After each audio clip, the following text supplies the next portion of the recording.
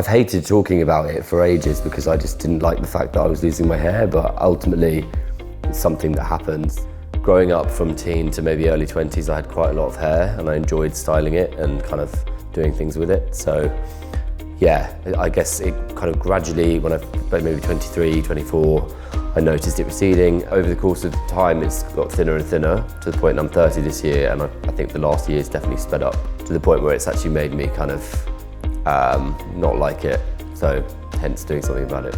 A friend actually had treatment done here, I think a year or two ago, and has come back since, and he recommended it to me. Within gay men, people are very conscious about their body image and the way they look. I didn't really know much about ATP at all because I just assumed that if I was going to come in for a hair transplant, it would just be literally doing something to do with moving your hair or transplanting your hair into the hairline or the crown.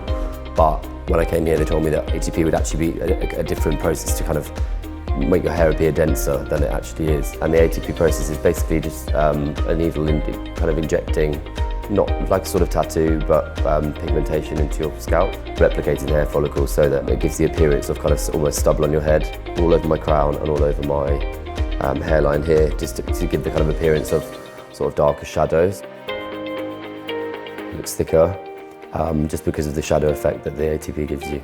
There are people that don't qualify to have a hair transplant or haven't lost enough hair to deem, or can't even afford a hair transplant, let's say. I think ATP is definitely a good thing to do. This made me feel a bit more confident, for sure.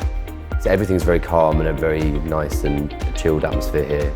Maybe for me, but especially for a lot of men who maybe come into somewhere like this for the first time with a receding hairline, they're probably a bit awkward about it or maybe feel a bit scared to talk about it. So I definitely think it's got that kind of relaxing, make you feel at ease sort of vibe, and everyone's obviously very professional here.